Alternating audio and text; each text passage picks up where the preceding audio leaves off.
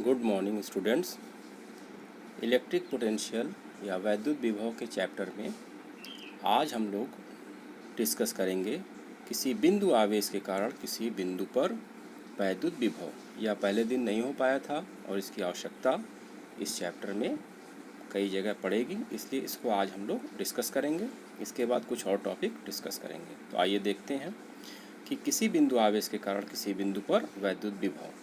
इसमें देखिए, माना किसी बिंदु O पर प्लस Q कूलाम का आवेश एक ऐसे माध्यम में स्थित है जिसका परावैद्युतांक K है।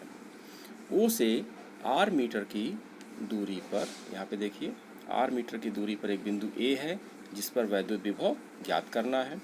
और इसके लिए माना हमने कि O से X मीटर की दूरी पर एक बिंदु A की सीध में एक बिंदु B है जिस पर प्लस Q0 कूलाम का धन परीक्षण आवेश स्थित है। अब इसको हम क्या करेंगे, इस परीक्षण आवेश को हम डिस्प्लेस करेंगे, यानी कि इसको स्थानांतरित करेंगे। तो कूलाम के नियमानुसार पहले इस परीक्षण आवेश पर लगने वाला वैद्युत बल कितना होगा, F/1/4πε0 K Q0/x², यानी कि इस B बिंदु पर जो परीक्षण आवेश है उस पर लगने वाला बल F हम कूलाम के नियम से देंगे और ये इतने न्यूटन के बराबर हो गया। अब माना कि B बिंदु से प्लस Q की ओर, इधर की ओर, इस तरफ की ओर अनंत सूक्ष्म दूरी dx, मतलब हम इसकी तरफ जब हम लेंगे बाएं साइड में dx पर एक अन्य बिंदु C है। चूँकि हम इसकी विपरीत दिशा में जा रहे हैं तो यह हम माइनस dx ले सकते हैं। एक अन्य बिंदु C है और इस परीक्षण आवेश प्लस Q0 को बल के विरुद्ध B से C तक ले जाने में किया गया कार्य, ये क्या होगा, बल गुणे दूरी के बराबर होगा। बल हमको प्राप्त हो चुका है और दूरी क्या है, माइनस dx है, क्योंकि बल की विपरीत दिशा में इसको हम विस्थापित कर रहे हैं। तो किया गया कार्य 1/4πε0 Q0/x² इंटू माइनस dx। तो इसको भली प्रकार से समझ लेंगे कि यह किया गया कार्य B से C बिंदु तक ले जाने में केवल है, अभी हम A तक नहीं लाए हैं। तो यह हो जाएगा -1/4πε0 K Q0/x² dx जूल।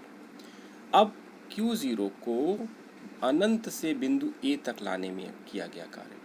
अब इसको हम अनंत से अगर लाते हैं तो इसको हम इंटीग्रेट करेंगे। इंटीग्रेट करने में हम इसको W बराबर इनफाइनाइट टू R लिमिट लेंगे, यानी अनंत से कहाँ लाया जा रहा है, R दूरी देखिए यहाँ पे A बिंदु की है, ठीक। तो यह minus infinite to R -1/4πε0 K Q0/x² dx। तो इसमें सारी चीज़ें बाहर हो जाएंगी, जो कांस्टेंट है केवल बचेगा इंटीग्रल के लिए -dx/x²। और इसको हम लोग इंटीग्रेट करेंगे तो -1/x² को जब इंटीग्रेट करेंगे तो यह 1/x होगा और इसकी लिमिट होगी इनफाइनाइट टू R। अब पहले हम अपर लिमिट यानी R को रखेंगे, तो देखिए 1/R -1/इनफाइनाइट। यह क्लास 11th में कई बार इसका अभ्यास कराया जा चुका है। इसको एक बार रिवाइज कर लेंगे कि हम कैसे इंटीग्रल करते हैं और उसके लिमिट को कैसे रखते हैं। तो यहाँ पे इसमें फार्मूला लगाया गया है x⁴n इंटीग्रल का x⁴n+1/n+1, उस फार्मूले से इसको किया गया है। तो 1/x इनफाइनाइट टू R, अब R रखा गया इसमें और फिर -1/इनफाइनाइट रखा गया, तो 1/इनफाइनाइट का मान 0 हो गया। हमको मिला 1/4πε0 K Q0/R। यह हमको किया गया कार्य मिला। अब वैद्युत विभव की परिभाषा से V = W/Q0, तो इसमें हम Q0 से भाग देंगे तो यहाँ पे ये जो Q0 है यह कट जाएगा, हमें प्राप्त होगा V = 1/4πε0 K Q/R। अब वायु के लिए K बराबर 1 रख देंगे तो हमको प्राप्त होगा V = 1/4πε0 Q/R वोल्ट। यानी यह एक इम्पॉर्टेंट फार्मूला है, बिल्कुल वैद्युत क्षेत्र की तरह से इसका उपयोग हर जगह होगा। वैद्युत क्षेत्र क्या था, E = 1/4πε0 Q/R। उसमें हम V = E × R वाले फार्मूले से भी इसको प्राप्त कर सकते हैं। अब इसमें Q का मान चिन्ह सहित रखा जाता है। आप देखिए, इसका अर्थ है कि धनात्मक आवेश जो स्रोत है के कारण वैद्युत विभव धनात्मक होता है, जबकि ऋणात्मक स्रोत आवेश के कारण वैद्युत विभव ऋणात्मक होता है। वायु की अपेक्षा के परावैद्युतांक के माध्यम में निश्चित बिंदु पर वैद्युत विभव 1/k गुना रह जाता है, यानी k से हम उसमें भाग देंगे। बिंदु आवेश के कारण वैद्युत क्षेत्र की तीव्रता की ये ई जो है प्रोपोर्शनल होता है 1/r² के, और वैद्युत विभव 1/r। दोनों स्रोत आवेश से दूरी के साथ बदलते हैं, इनमें परिवर्तन चित्र के साथ देखिए यहाँ पे।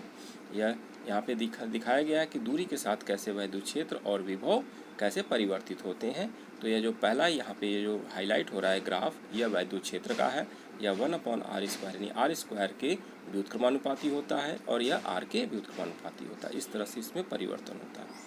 अब बिंदु आवेशों के समूह के कारण, यानी बहुत सारे अगर आवेश हैं उनके कारण वैद्युत विभव क्या करेंगे, हम सबके वैद्युत विभव को जोड़ देंगे, यानी इनको अलजेब्रिक सम इनका होगा। क्योंकि ये स्केलर क्वांटिटी है, इसलिए इसको हम जो भी वैद्युत विभव होगा प्रत्येक बिंदु आवेश के कारण सबको हम जोड़ देंगे। 1/4πε0 Q1/r1, फिर प्लस 1/4πε0 Q2/r2। यहाँ पे दिखाया गया है कि Q1 Q2 पॉजिटिव है, Q3 Q4 निगेटिव है, तो यहाँ पे Q3 Q4 निगेटिव है, तो उनको एज इट इज़ जोड़ देंगे। तो यह हो गया वैद्युत विभव। अब आइए स्थिर वैद्युत स्थितिज ऊर्जा क्या है, इलेक्ट्रिक पोटेंशियल एनर्जी। तो आवेशों के किसी निकाय की स्थिर वैद्युत स्थितिज ऊर्जा उस कार्य के बराबर होती है जो उन आवेशों को अनंत से परस्पर समीप लाकर निकाय की रचना करने में किया जाता है। यानी Q1 Q2 आवेश बहुत दूरी पर है, इनको हम r दूरी पर ला रहे हैं, तो इसमें जो कार्य किया जाएगा वही उसमें इस स्थिर वैद्युत स्थितिज ऊर्जा के रूप में संचित हो जाएगा। तो आइए इसको समझते हैं। यहाँ पे देखिए Q1 Q2 दो आवेश हैं, इनके बीच की दूरी r, यानी इनको r दूरी पर लाया गया है।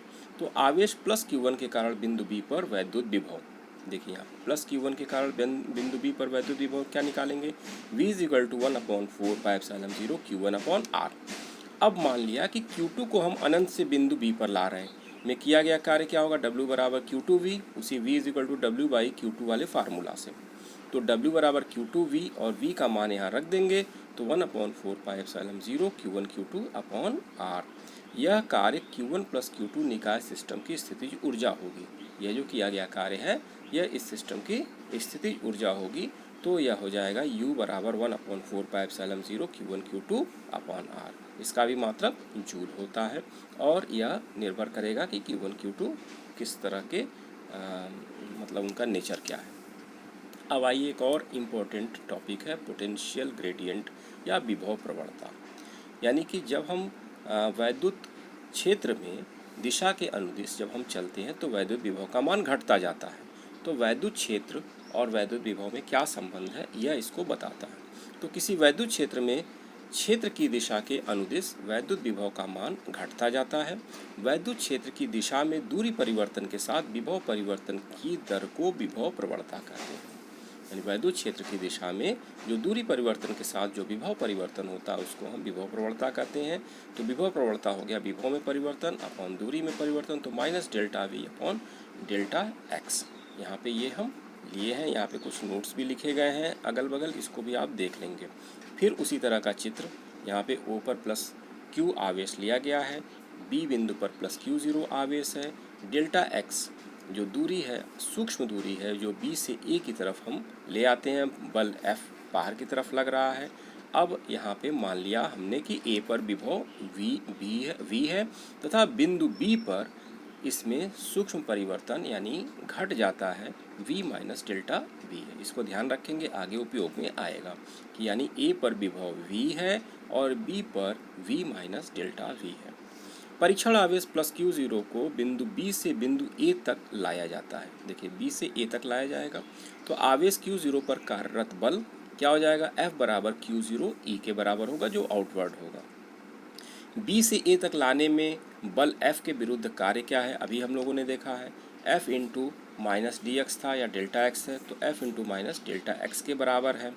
तो ΔW यहाँ पे F का मान QE के बराबर होता है, तो यहाँ पे हमने Q0E यह रखा है -ΔX यहाँ पे, यानी ये जो बल लग रहा है Q0E के बराबर लग रहा है।